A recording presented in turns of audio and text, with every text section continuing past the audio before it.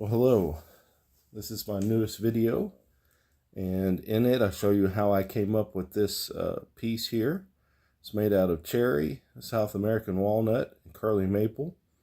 I kind of had in my mind a shape and a design, and I had to alter it a little bit as I worked through some things, but this is what I came up with.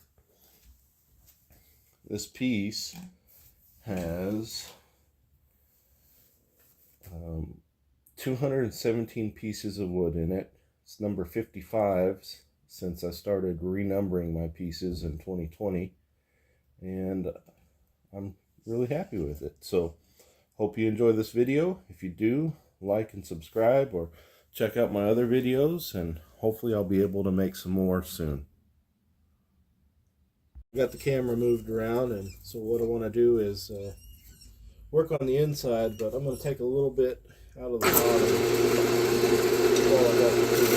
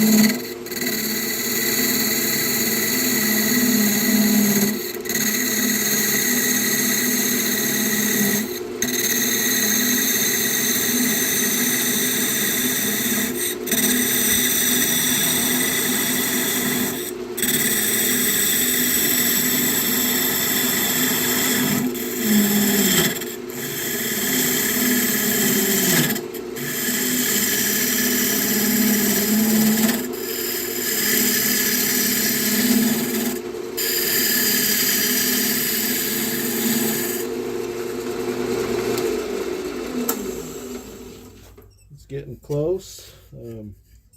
It feels like it's pretty even as far as the thickness.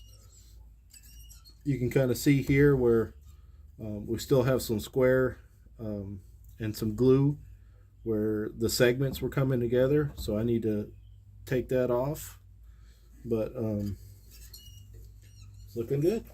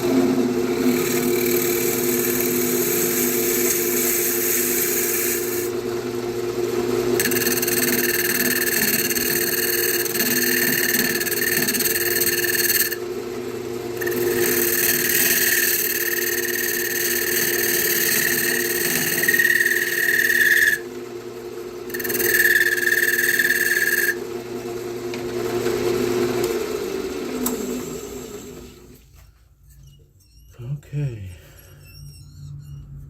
so I'm pretty happy with that. You can see right here some pencil marks from where I numbered the segments. It didn't get turned, so I need to take a little bit more of that off, and I'm going to go sharpen my tool real quick.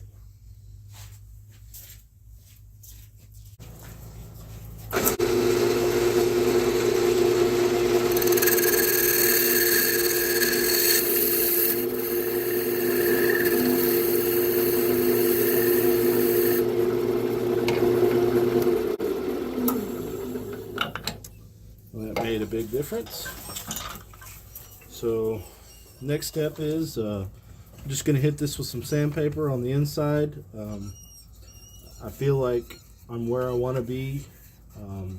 Again, it's a hair thicker than what it's going to finish out at, but that allows me some room to change the shape, or in case we have some tear out or something like that. But it's where I want it for right now. Let me sand this, and then I'll sand this flat.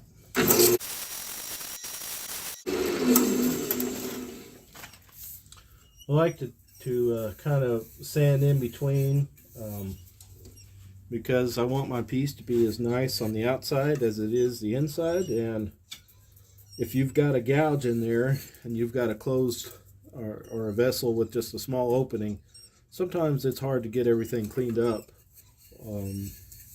So I like to do it when it's accessible. So all I did was just a general quick sanding. There'll be a lot more sanding of it later, but any little bit I can do now will help me out later.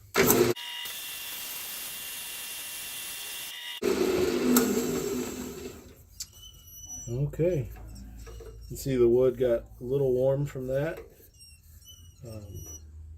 Changed a little bit darker, but that lets me know got everything sanded. So we'll get it off the lathe and we'll cut some more pieces.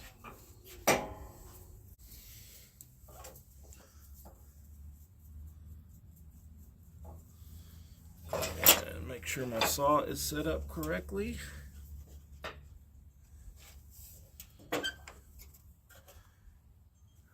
Alright.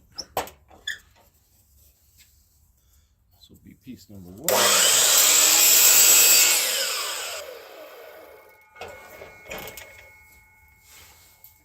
I just want to double check, and if I have to make any adjustments I will, but this one right here looks like it is a hair bigger than what I need it to do. So I'm going to move my guide in and cut it a little bit smaller.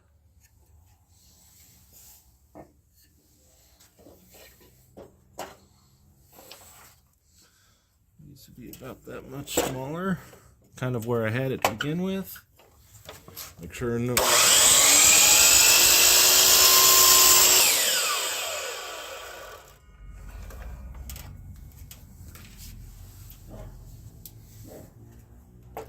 Go ahead and double check.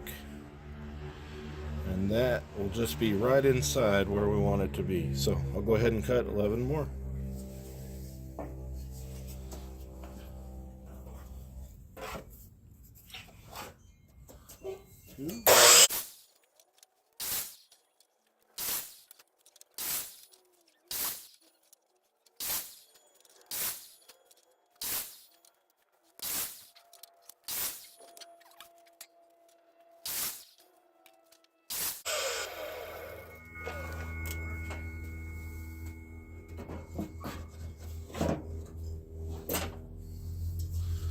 Now that we have our 12 pieces, we will take these and go glue them up, and I'll show you that process again.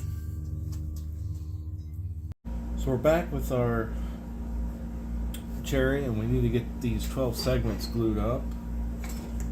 And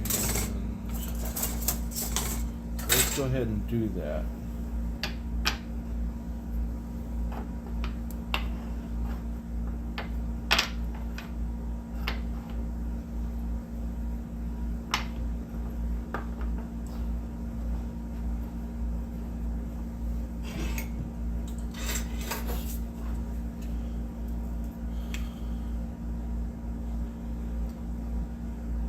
Make sure you get glue on both sides really well.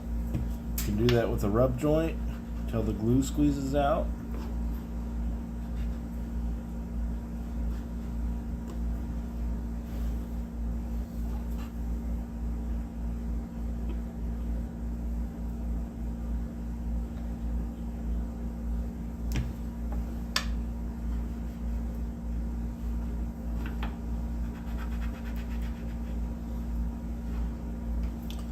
It'll go fairly quickly.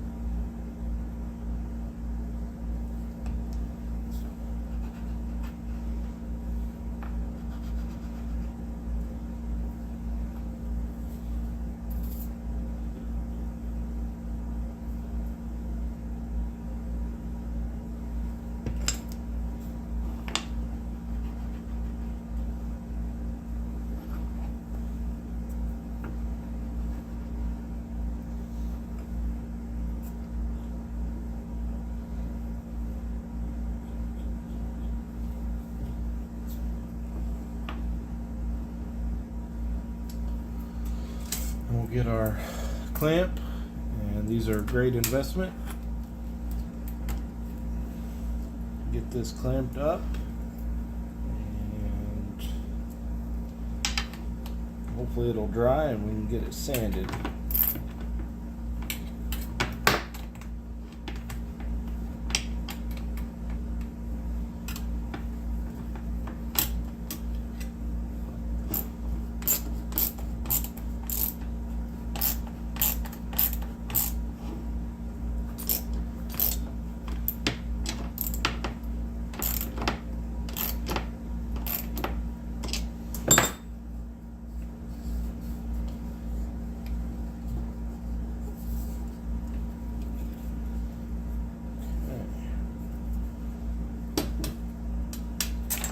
There we have it. We'll let it dry. We're back with this cherry project, and we want to glue it onto this ring that we've sanded one side. So what I've done is I've made some alignment marks, just using a simple piece of wood, line it up with the glue joint, and I'll make a mark. And this will help keep it spaced evenly and lets me just line it up directly with the glue joints below it. And I found that this works well for what I do. So let's get some glue on here. And my lathe faceplate just kind of lets me spin it on there. I try not to get too much to spill over onto the inside, but we do want it to spread all the way around so that we have a nice glue joint. And we can do that by turning the piece or moving the piece. You see the glue spreads out, and that will help ensure that we've got glue everywhere we need glue to be. So line those up. That looks pretty good. Wipe off this excess glue.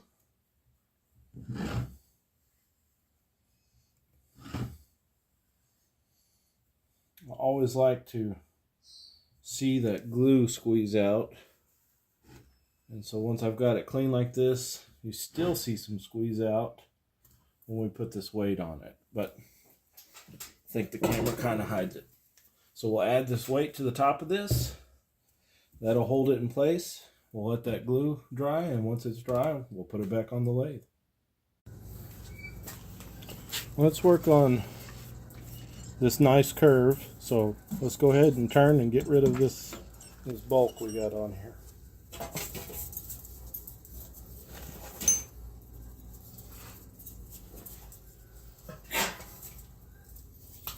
I'm going to use a scraper just because cherry and maple cut so good, but this should take care of it.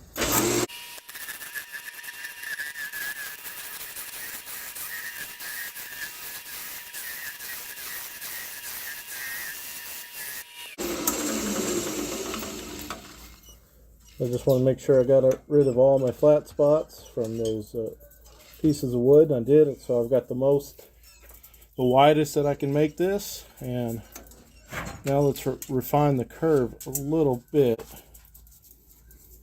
It's too sharp here, so I think from about here to here, I'm going to take some of this off. So let's do that now. Got an older one, yeah.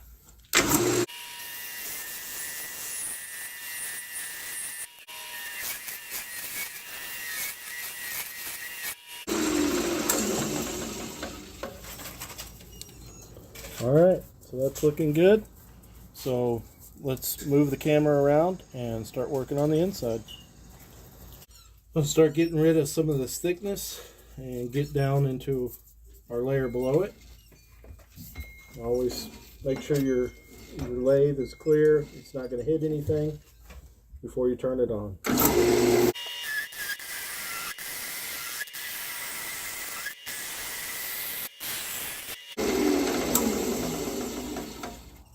Going to use my hand here to feel, and it looks like I'm following the shape pretty parallel.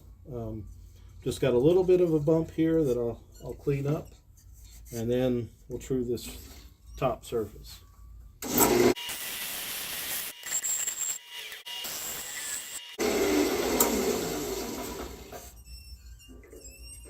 Okay, no more pencil marks. So again, here's some chipping on this cherry, but let's sand this flat, and that's why we leave it a little bit thicker, so we can always finesse the shape if needed.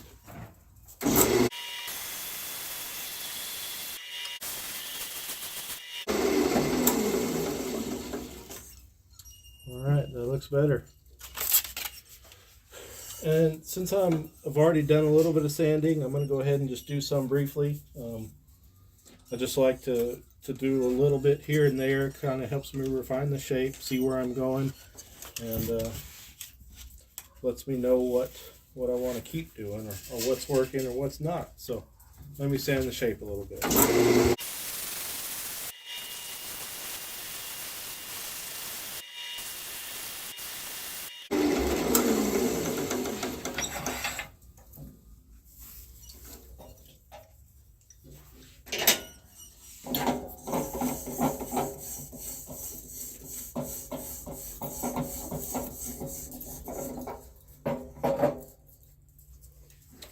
Well, that's starting to look good. So let's cut some more pieces for it and glue them up.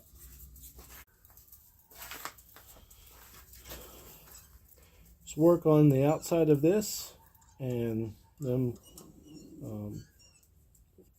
see where we're at.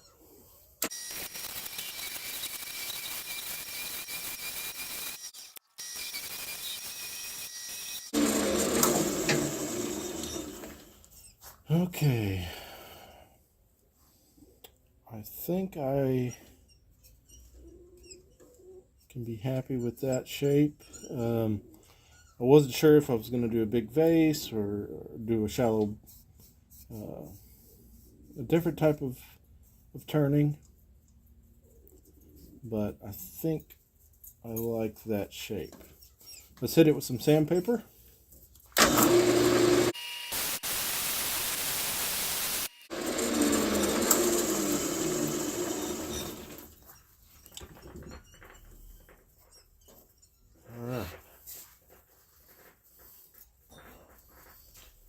Let's move the camera around and do the inside.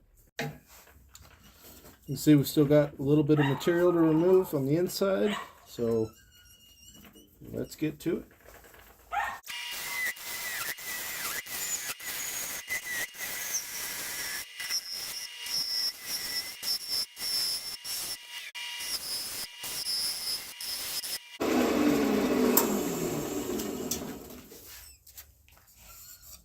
Okay, and again, this is thicker than the piece will finish out at. I'm just leaving a little bit of wiggle room in case I need to change the shape ever so slightly. Okay.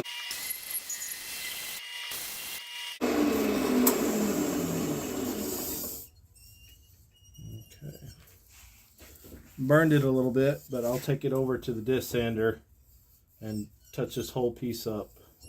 Sand it flat.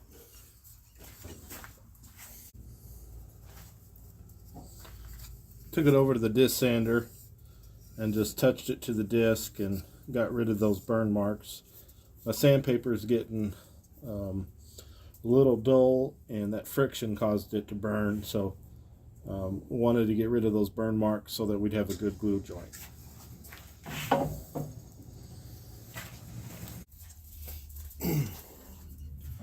Now that this has had some time to dry, let's go ahead and turn the outside first.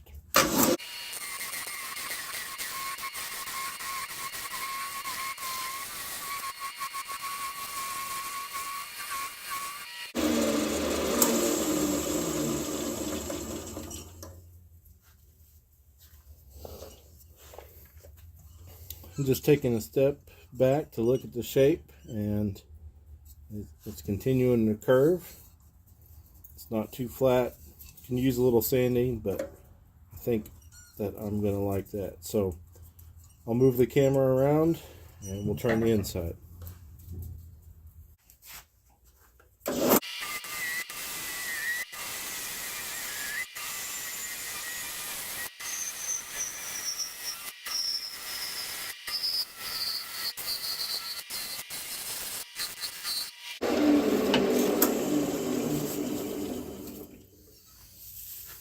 This cherry cuts really good too.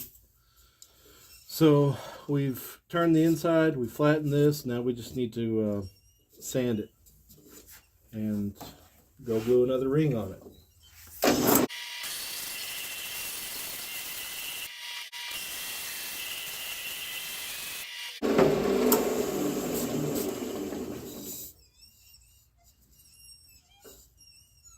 Okay, that looks good.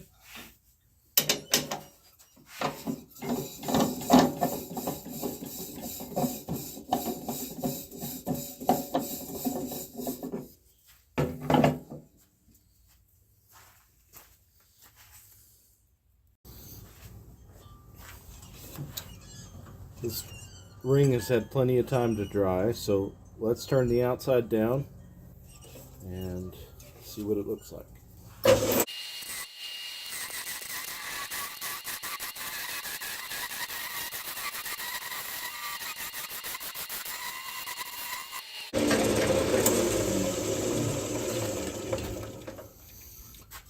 Well, that's pretty close. I want, the way I've been thinking about this design as we've been building it, is I want this row to be the widest part of our design. And we've had so far a curve up to here, and now we're going to start taking this back down, and I want it to take more rows so that we have a longer piece. But I'm thinking that I want to make this in an oblong shape, kind of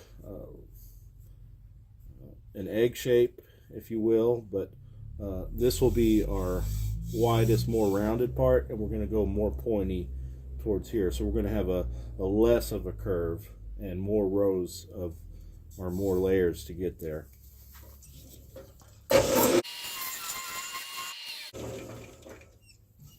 All right, that's looking good. So let's work on the inside.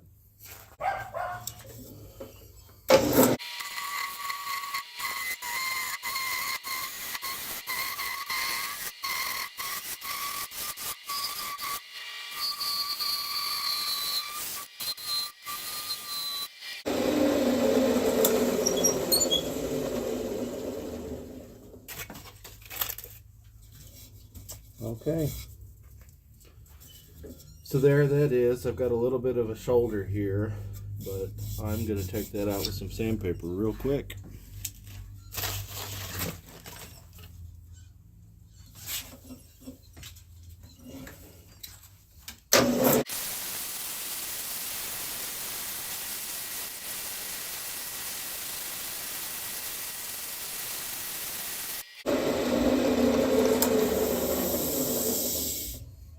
Okay, well, it's looking pretty good. Got a few little spots in here that I'll keep sanding on, but for the most part, we're where we want to be. So let's flatten this edge again and sand it flat with our sanding board, and we'll go cut some more layers.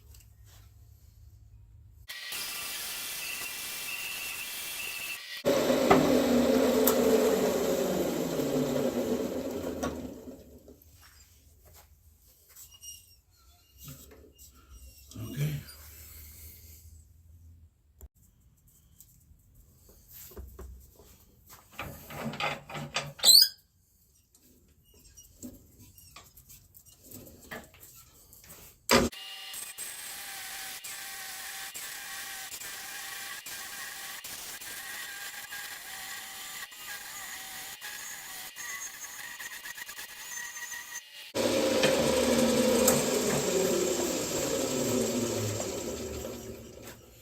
Okay, I want to look at this shape to make sure I'm on the right path.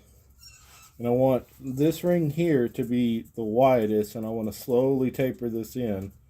And I really want the vessel to end up being at least this high, so I got to think, how is that slope going to be? So it looks like I need to take just a little bit more. I'm going to switch to the skew tool that I've turned into a shaper, or a scraper. I've got several. Just make sure I've got a scraper for both sides. So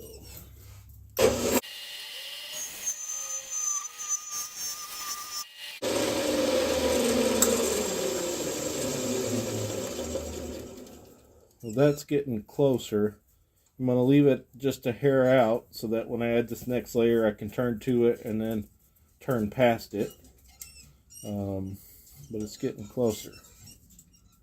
Let's move on to the inside.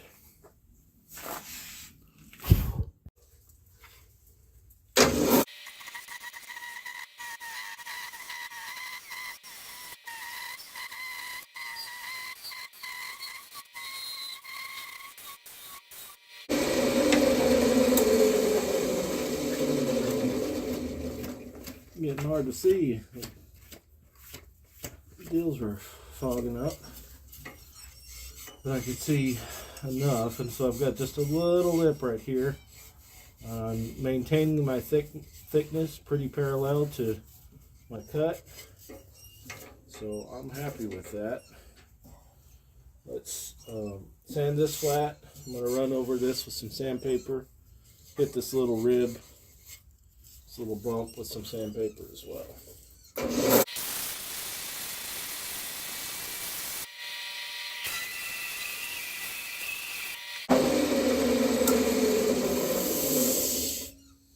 Okay, looks good.